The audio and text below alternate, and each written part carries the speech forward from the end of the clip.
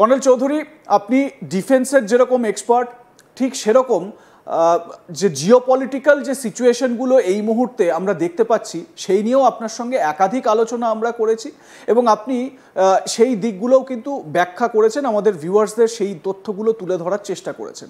আপনার কাছে আমি প্রথমেই যেটা জানতে চাইবো যে এই যে অস্থিরতা আমরা দেখতে পাচ্ছি, আমরা যদি গ্লোবাল আমরা যদি ম্যাপটা দেখি তাহলে ভারতের প্রতিবেশী নেপাল, সেখানে এইরকম অস্থিরতা, ইউরোপের দুটো দেশ সেখানে এইরকম অবস্থা, ইউক্রেনের সঙ্গে রাশিয়ার সংঘাত 3 বছর হয়ে গেল, এইরকম অবস্থা। এই সিচুয়েশনগুলো ক্রিয়েট করছে কে? কারা নাট্যি কল নাচছে, কলকাঠিটা কারা নাড়ছে? স্বপন, আমরা আমাদের যে ভারতের আশেপাশে যে দেশগুলো আছে সেগুলো, এই রাষ্ট্রগুলোর ব্যাপারে আমরা পরে আসছি।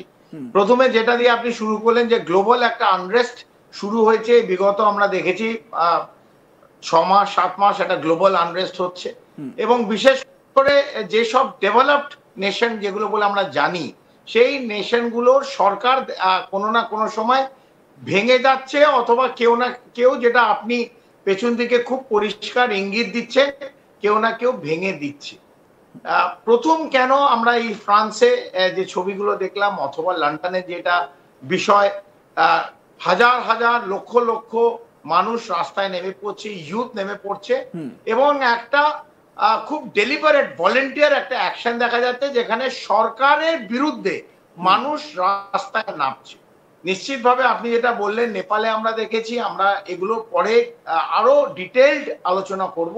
বাংলাদেশ দেখেছি, শ্রীলঙ্কা দেখেছি, আশেপাশে বিভিন্ন যে রাষ্ট্রগুলো নিশ্চিতভাবে দেখেছি। কিন্তু এই জিনিসগুলো তো আমরা ফ্রান্সে আশা করি না, এই জিনিসগুলো আমরা গ্রেট ব্রিটেনে আশা করি না। যেমন লন্ডনে এটা আমরা দেখতে অভ্যস্ত নই দেখে, আমরা অভ্যস্ত নই জাপানের মতন একটা রাষ্ট্রে যখন হাজার হাজার লোক রাস্তায় নেমে পড়ছে এবং বাধ্য করছে তাদের সরকার এবং তাদের প্রধানমন্ত্রীকে ইস্তফা দিতে।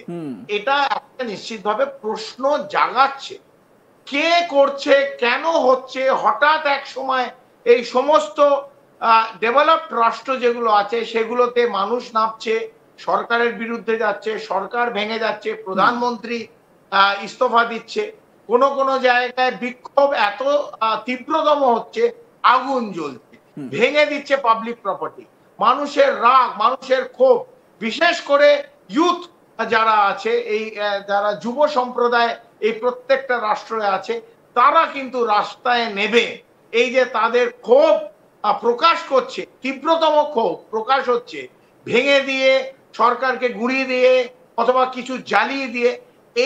এই যে প্রবাহ আমরা হঠাৎ মাস 2-3 দেখতে পাচ্ছি। আপনার যেমন মনে প্রশ্ন, আমারও একই প্রশ্ন, এবং আমরা যখন এই জিওপলিটিক্যালি ডিসকাস করছি, যখন অন্যদের সঙ্গে ডিসকাস করছি, যারা জিওপলিটিক্যাল অ্যানালিস্ট তাদের সঙ্গে ডিসকাস করছি, তাদের মনেও একই প্রশ্ন, এটা হচ্ছে কেন? এটা হচ্ছে এই জন্যে যে একটা সাধারণ হয়তো একটা রিজন, প্রত্যেকটা রাষ্ট্র যেখানে এই ঝামেলাগুলো হচ্ছে, সেটা জার্মানি হতে পারে, ফ্রান্স হতে পারে, লন্ডন হতে পারে, যেগুলো আমরা দেখেছি, যেটা আপনারা এখন ফ্রান্সে দেখছেন, যেটা স্ক্রিনে আপনাদের দেখাচ্ছে, হাজার হাজার যুব ছাত্র সব রাস্তায় নেবে, ভাঙচুর কেন হলো? এটা আপনি যদি ডেট টু জিডিপি রেশিও ফ্রান্সের দেখেন, এই 2025-এর ডেট, একটা প্রত্যেকটা রাষ্ট্রে একটা ডেট থাকে, সেটা যদি তার জিডিপি কে ওভারকাম করে যায়, জিডিপির ওপর চলে যায়, তাহলে রাষ্ট্র গভর্নেন্স যেটা থাকে রাষ্ট্রে, চলা খুব মুশকিল হয়ে যায়। ফ্রান্সের ডেট টু জিডিপি রেশিও প্রায় 113%-এর উপর, 130%। ডেট টু জিডিপি রেশিও জাপানে 239%-এর উপর, 239%। সে সরকার চালাবে কিরকম করে? এই সাধারণ যে বেসিক অ্যামিনিটিস যে সরকার গভর্নেন্সের জন্য তার নাগরিককে প্রত্যেক দিনে দেওয়া, রাস্তা পরিষ্কার করা, রাস্তার লাইট, রাস্তা ঠিক করা, বেসিক অ্যামিনিটিস, মেডিকেল ফেসিলিটিস, এগুলো যখন ডেট টু জিডিপি রেশিও 100%-এর উপর উঠে যাচ্ছে, তাহলে একটা রাষ্ট্র সেটা তার নাগরিককে যে বেসিক অ্যামিনিটিস এর তার রাইট, সেটা আর পৌঁছতে পারবে না। একটা এই রাগ প্রত্যেক মানুষের, যেমন ফ্রান্সে medical benefits, educational aid, urban infrastructure aid সমস্ত কেটে দিয়েছে। মেডিকেল এড বিশেষ করে এই কেটে দেওয়ার জন্য যে রাগ, এ ধরুন পেনশন যে রাষ্ট্রগুলো তাদের যে যাদের পেনশন দিত সে পেনশন দিতে পারছে, তো ন্যাচারালি যে রাগ ক্ষোভ, এই ক্ষোভটা কোথায় যাবে? ক্ষোভটা রাস্তায় এসে সরকারের বিরুদ্ধে যাবে। কমল চৌধুরী, আমি ঠিক এই জায়গায় একটা প্রশ্ন আপনার কাছে রাখবো। আমি যে আপনি এই যে ডেট টু রেশিও যেটার কথা বলছেন, সেটা যদি আমরা আমাদের ভারতেও দেখি সেটাও কিন্তু খুব হাই, মানে এক্সপেক্ট করা হচ্ছে প্রায় 80% 2025-এ সেটা থাকবে। আমরা সেটা নিয়ে আলাদা করে আলোচনা করব, কিন্তু প্রশ্ন হচ্ছে এই যে ইউরোপিয়ান নেশনগুলো তো ডেভেলপড নেশন, ইউরোপের দেশগুলো তো উন্নত দেশ, ডেভেলপড দেশ, মানে একটা সময় তো এই দেশগুলোর উদাহরণ দেওয়া হতো, এই দেশটা কি উন্নত, এই দেশের মতন আমাদের দেশকে তৈরি হতে হবে, এই রকম উদাহরণ। এই দেশগুলোতে এই রকম পরিস্থিতি কি করে তৈরি হলো, প্রথম কথা। দ্বিতীয় কথা, এই পরিস্থিতি কি স্বাভাবিক ট্রেন্ডে তৈরি হলো নাকি কৃত্রিমভাবে এটাকে তৈরি করা হয়েছে, আর্টিফিশিয়ালি এটাকে তৈরি করা হয়েছে সেই ব্যবস্থা? অন্যদিকে আমরা যদি বিক্ষোভের ট্রেন্ডগুলো দেখি, মানে রাস্তায় মানুষ নেমে আসছেন, জেনজির ভূমিকা বেশি থাকছে, তারা প্রোটেস্ট করছে, আগুন জ্বালিয়ে দিচ্ছে, ভাঙচুর করছে, ট্রেন্ড কিন্তু একরকম। একদম স্বপন, আপনি যেটা বললেন, আমরা তো এগুলো ভারতবর্ষ দেখে অভ্যস্ত, এবং ভারতবর্ষের আশেপাশে যে রাষ্ট্রগুলো আছে, নেপাল, ছোটখাটো এই পাকিস্তান, শ্রীলঙ্কা, এগুলো আমরা অভ্যস্ত দেখে। কিন্তু যখন আমরা এই একই দৃশ্য ফ্রান্সে দেখি, একই দৃশ্য জার্মানিতে দেখছি, একই দৃশ্য জাপানে দেখছি, একই দৃশ্য লন্ডনে দেখছি, নিশ্চিতভাবে এর পেছনে একই সময়ে যে এই ঘটনাগুলো হচ্ছে, কেউ না কেউ একটা লাগাম কোথাও না কোথাও ধরে টানতে, যেটা আপনি বারবার ইঙ্গিত দিচ্ছেন, এই কথাটা সত্য।